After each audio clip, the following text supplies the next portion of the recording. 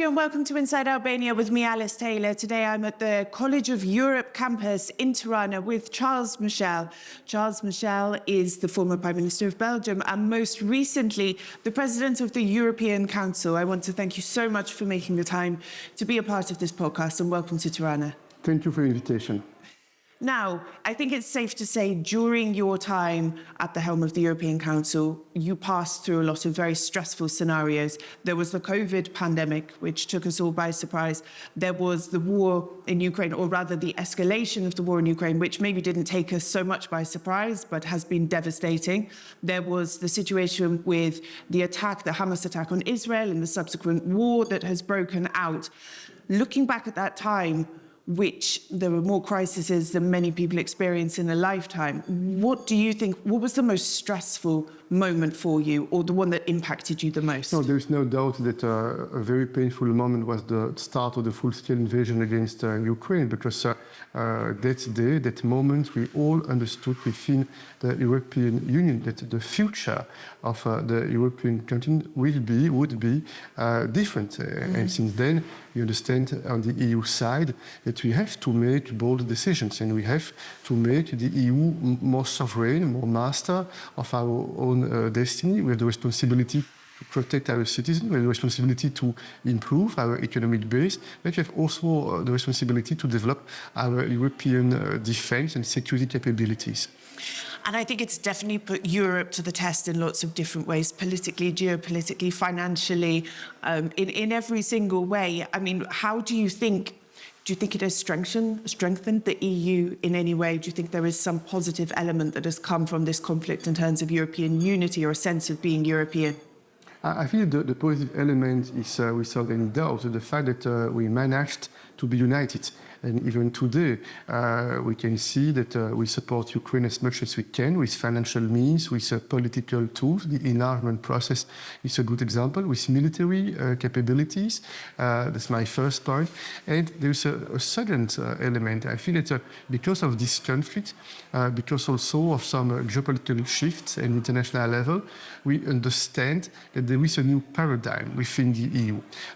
The European sovereignty, what we called before the European strategic autonomy, that's the need first to improve our competitiveness, to strengthen our economic base. We need to be stronger from an economic point of view, because by being stronger from an economic point of view, we support our people, our citizens, but also it will give us the capabilities to develop our own security and defense systems. What about the situation of this so-called sort of Ukraine fatigue? You know, people, they want more weapons, they want more money. Even in the media, people are sort of tired. It's sad to say they're tired of reading about it. You know, what role can the EU have in sort of keeping alive the need to keep helping Ukraine and to stop people getting sort of sick of hearing about it? In my opinion, the only who have the right to get tired, these are the Ukrainians, because they are fighting a war and they are paying a terrible price because of this full-scale invasion and this war waged by Russia. My second point is the following. I remember that in the weeks and months following the start of the full-scale invasion, very quickly there were some voices to talk about the European fatigue. But I'm observing that more than 3 years later, there is a large support within the European Union. Why? Because our citizens, the vast majority of them within the EU, they understand, maybe because of a kind of instinct, but what we do is needed. When we support Ukraine, we support and we defend our future and the future of our children.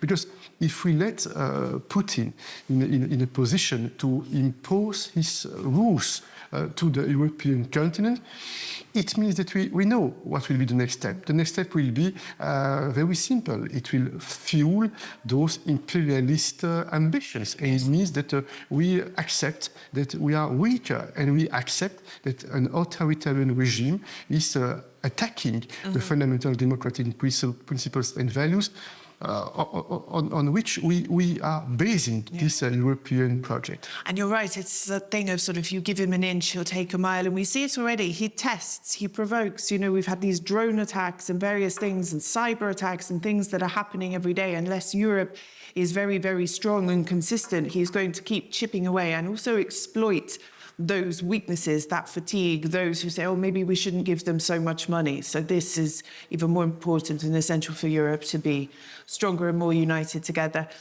Talking about enlargement, I've been reporting enlargement for nearly a decade now, and I think if we'd had this conversation 5 years ago, I would have been cynical and I would have said, enlargement's dead, there's no momentum, there's no appetite for it in Europe.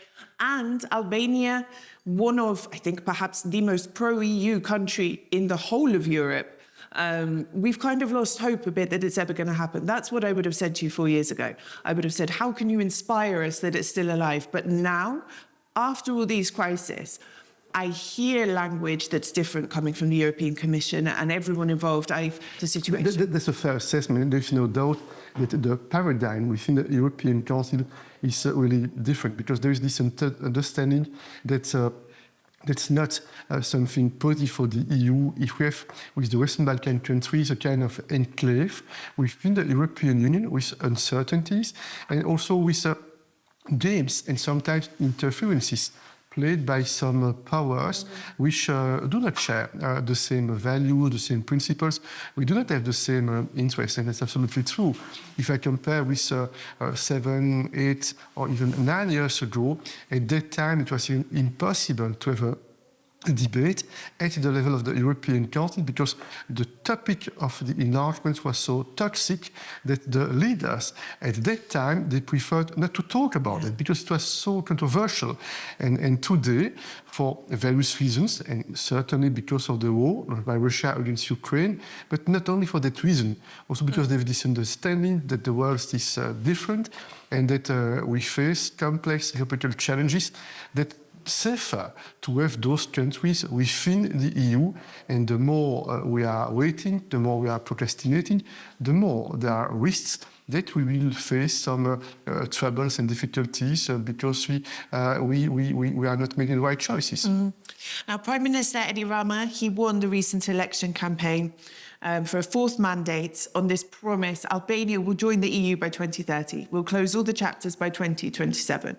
Now, they've opened almost all of them. You know, they're planning on using AI to help with the lining with the acquis. They're very set on meeting this target. And it's been called ambitious by people from the Commission itself. Do you think it's feasible that Albania could join by 2030? I feel it's feasible. And I see the political engagement of Prime Minister Rama for many years. And he's demonstrating it's possible to get re-elected with a clear, non-ambiguous position in favor of the EU membership, in favor of the EU accession. And Prime Minister Rama plays a very important role because he is one of those helping to build bridges, concrete and tangible bridges, between the European Union and the Western Balkan countries. And that's why I hope and I'm confident that this country, Albania, will continue and will make additional progress, will get closer to the EU, and I hope that Albania will be one of the countries that can demonstrate that this is possible through reforms, through a clear political commitment, also through a clear explanation to the public opinion, to the citizens in Albania that a lot can be achieved. So people often ask me, do you think Albania is really ready to join? And do you think they meet all the requirements? And I say, I think there's countries in the EU today that perhaps don't meet all of the requirements, you know? And I think it's a matter of you have the carrot and the stick, you have to encourage, and it's easier to make some of these reforms and to meet those criteria once you're together and to do it in a more gradual approach. I see it as a mixture of merit-based, of intention, of political will, but also the wider geopolitical context context as well. Is that fair, do you think? I fully agree on that idea that, of course, we have to be very demanding in terms of a merit-based approach. And why? Because it's not only about technicalities. Sometimes it is presented, it is seen as strange technicalities, but that's not about technicalities, it's about the rule of law. Yes. It's about the integrity of the single market. When Albania and the other Western Balkan countries, when you are part of the single market, it means that we have to make sure in terms of business security, business certainties, in terms of fight against discrimination, we have to make sure that the independence of justice, that the rule of law is something that's serious, because that's not only about Albania anymore. It will be about the EU Yes. as a whole, and that's what is at stake. That's my first point. But there's a certain point. Of course, there are those progress, and that's needed, but that's not enough. That's more than that. There is a geopolitical choice. Yes. And if we are honest, we have to recognize that in the past, when we made decisions for the previous waves of enlargement, there were also debates on the technicalities. But if we are honest, we have to recognize at the end, that's a political decision. Yes.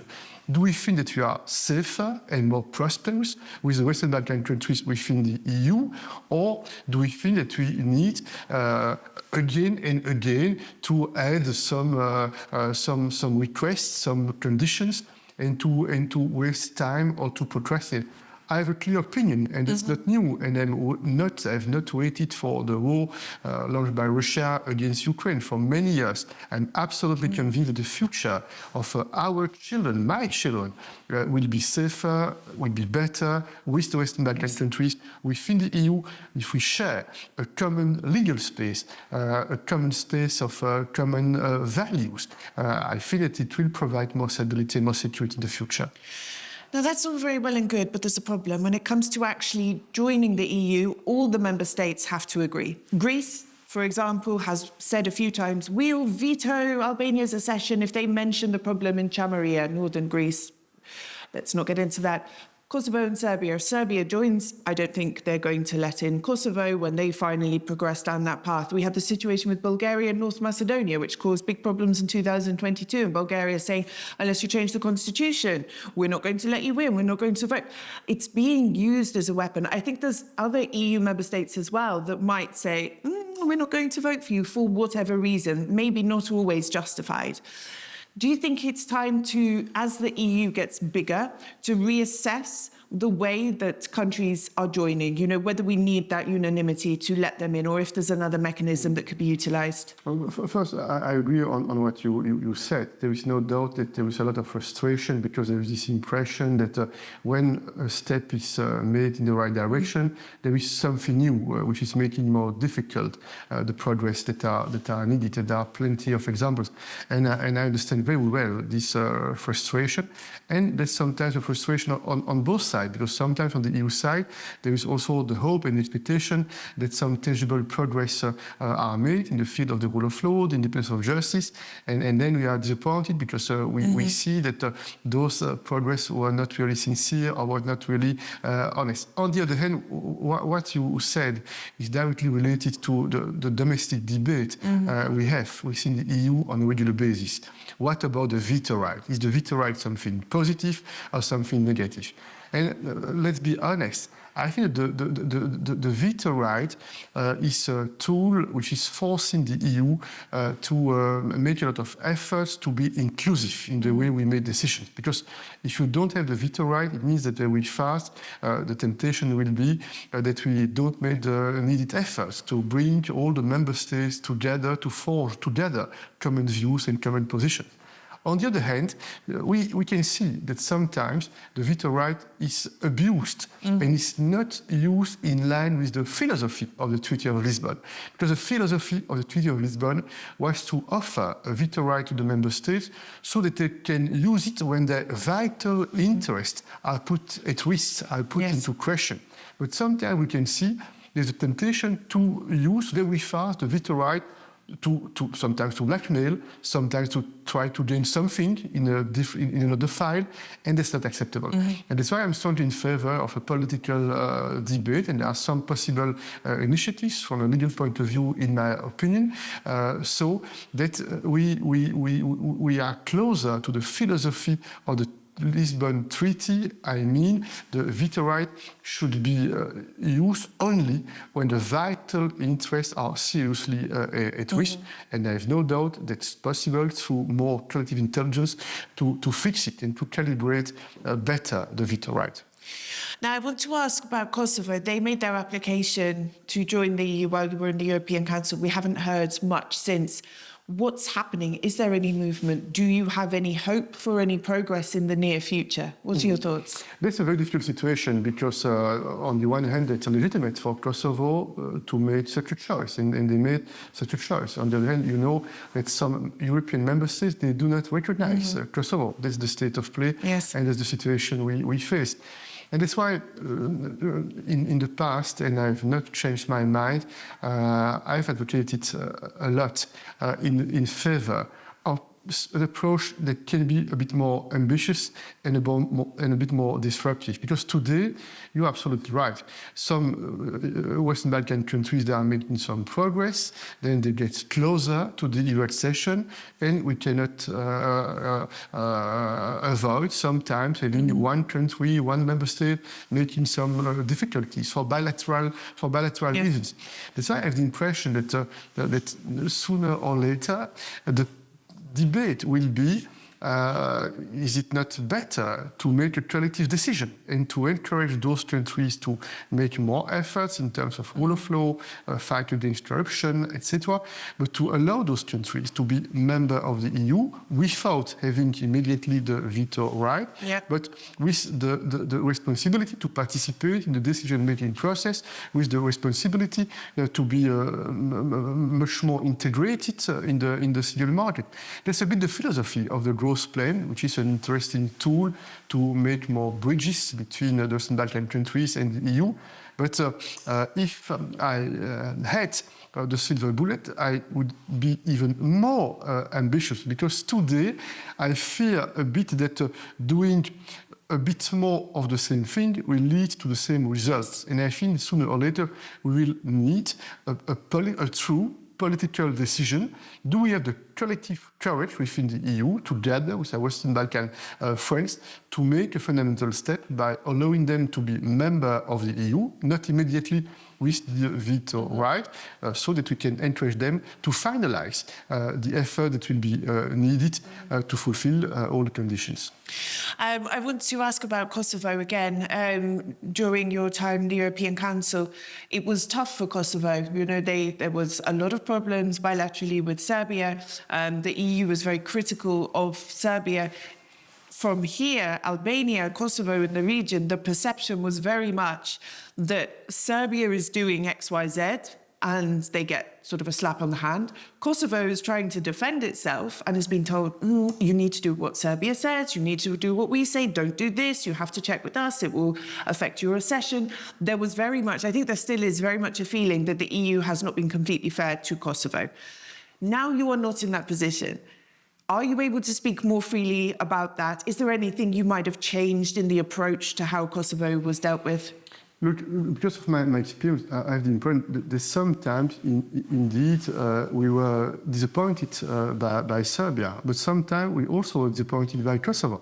And I think that at the EU's level, we've always tried to be sincere and to be balanced. We do not underestimate the challenges and the difficulties in the field of normalization between Kosovo and Serbia. And I remember very well that 1 or 2 years ago, we had the impression within the EU that we were close to make some fundamental agreements between Kosovo and Serbia. And finally, it derailed. And finally, we didn't manage to have those agreements between Kosovo and Serbia. But what you are mentioning is, in my opinion, one additional reason to change the approach and to have a more ambitious approach. Because if we do not change the approach, I fear that within 1 year, 2 years, 3 years, if we meet again, you will ask a similar question. And the impression is sometimes we seem to be closer to Kosovo, sometimes to be closer to Serbia. But in the meantime, we have not achieved the normalization between Kosovo and Serbia. And if we want to change the reality, I sincerely feel the best leverage is the EU membership. Yes. And if we want Kosovo and Serbia to be courageous at the domestic level, because I know that in Kosovo and in Serbia, there is the need to convince their people, their citizens, that the choices they are making are the best choices for the people and for the citizens. I think the best way to convince the people is for those leaders and for those people to have this membership, because this membership, I think, is the best way to diffuse tensions, to normalize the relationship, and to develop a more positive, future-oriented agenda. I agree, because I think, you have the accession to the Council of Europe and to the European Union, both sort of pegged on, well, if you normalize your relations, then you can have both of these things. When actually, I don't think, especially from Serbia's side, they are not going to want to normalize relations because they know, that means they'll get into the Council of Europe, which means they get recognized as a country, which is their whole argument against Kosovo. The same for European Union membership. So I think if these things are actually pulled apart and separated and said, right, both of you, you can join, or at least, Kosovo, you have formal candidate status, you step by step, and then afterwards the normalization is dealt with separately. I think this is a better way, because you kind of take away the power from Serbia there in terms of, trying to stand in the way of them being recognized internationally.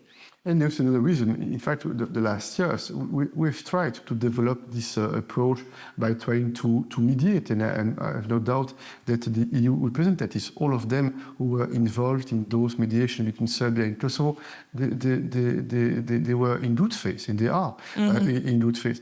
But we can see that there are some constraints and some challenges that you are not able to overcome. And I think the best way to overcome those challenges is to change the model. And it's possible to change the model if there is a proposal of serious deal with a clear mandate given by the European Council to the EU representatives, so that there is a prospect, and a clear prospect. Not this impression that someone will be trapped at the end of the day.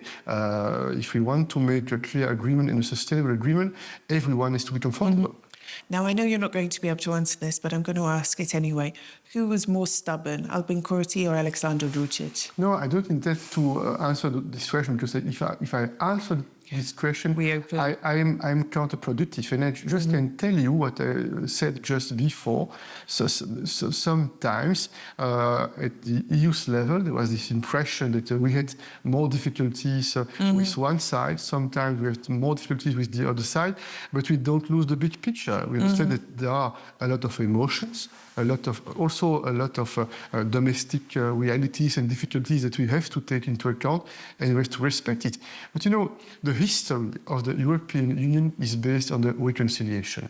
And this project is possible because visionary leaders many years ago made the decision, only a few years after the end of World War II, they made the decision first to reconcile and to launch a project based on peace, stability, and the democratic principles and values. I think we have to fight an idea with a better idea. And peace and reconciliation is always a better idea if you want to offer a more hopeful future for your people. Now, one of my last questions, when Ukraine and Moldova were granted EU candidate status, everyone in the Western Balkans kind of went, wait, what? We've been waiting for decades. We're sat here waiting. Some of us don't even have candidate status. They've just been told, try again next year, try again next year. And now we have a country at war and another country we're not even sure where it is. And now they have candidate status as well. Do you think it's fair to put the two on the same sort of footing? And do you see them realistically following the same timeline? First, I remember very well when we made the decision to grant the European status to Ukraine and Moldova. The feelings within the Western Balkans were mixed feelings, because on the one hand, there was this understanding of the geopolitical realities, but on the other hand, and I understand very well those emotions, there was this impression that's not fair.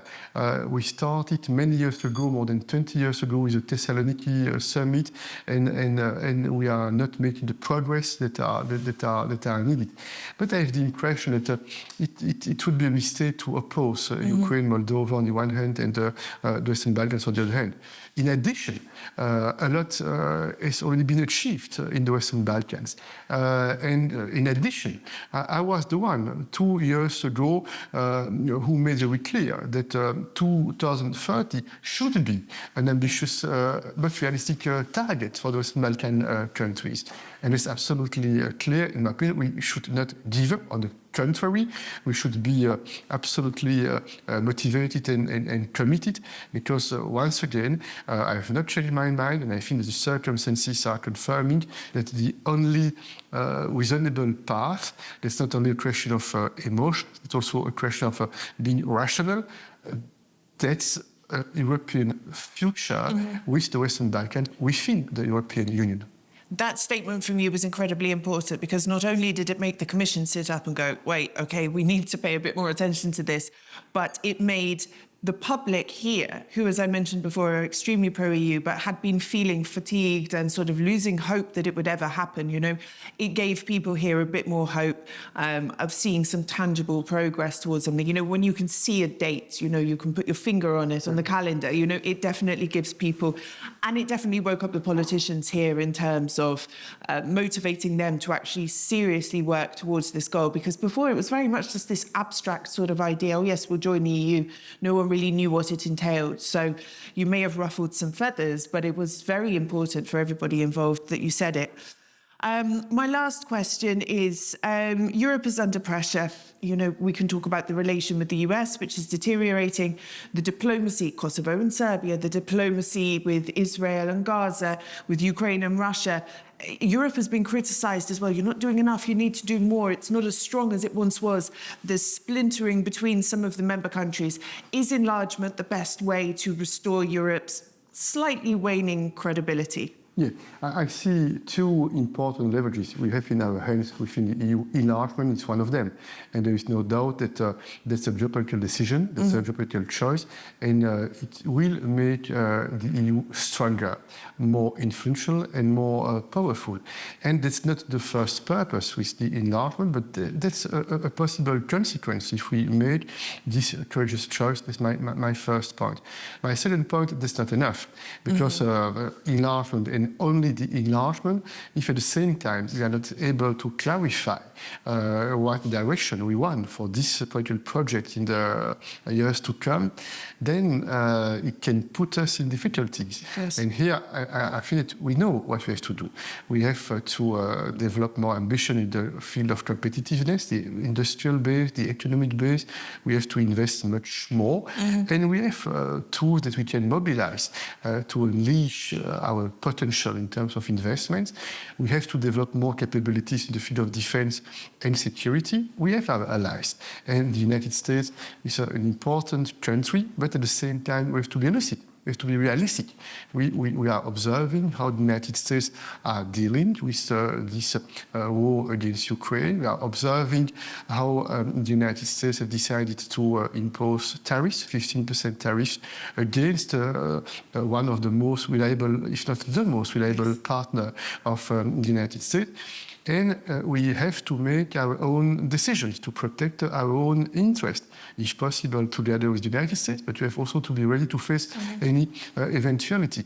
And point three, we have also to decide how we want to engage with the rest of the world. There are challenges. How do you want to engage with Africa, with China, with Central Asia? Those countries are extremely important. And finally, I would like to tell you that the last decades, we have benefited in Europe from cheap energy coming from Russia.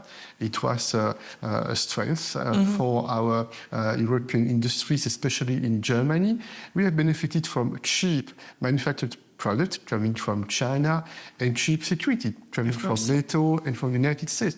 That's the end of this world. And we have to take our own responsibilities. And I'm optimistic because we understand there is a new situation. We have started to make decisions. But the question, in my opinion, is the sense of urgency. Is there the sense of urgency? I think that we should act faster. We should be more ambitious in terms of magnitude of the reforms and decisions that are needed.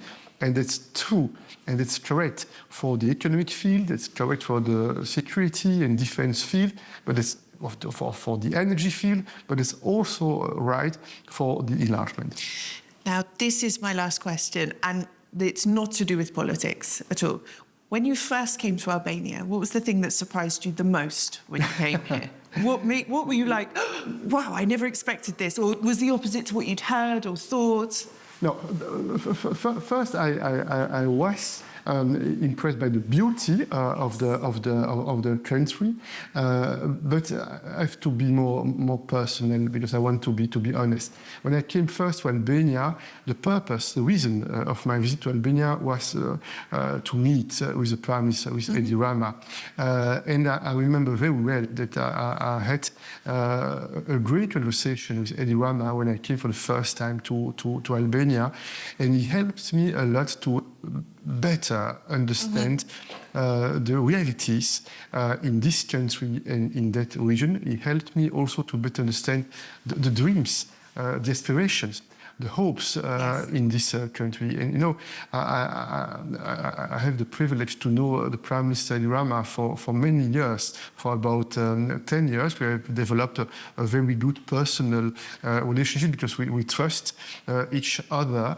And I think he is one of those leaders in that region who is playing a very fundamental role. And I sincerely think that what he's doing is really profitable, not only for Albania, but more broadly for the relationship between the EU and Western Balkans. Mr. Michel, thank you very much. Thank you. That's all for this week. You can watch Inside Albania every Saturday, 4 o'clock on Euronews Albania, on our YouTube channel on demand, Euronews Albania, or across all major podcasting platforms. Until next time, Mirapavche.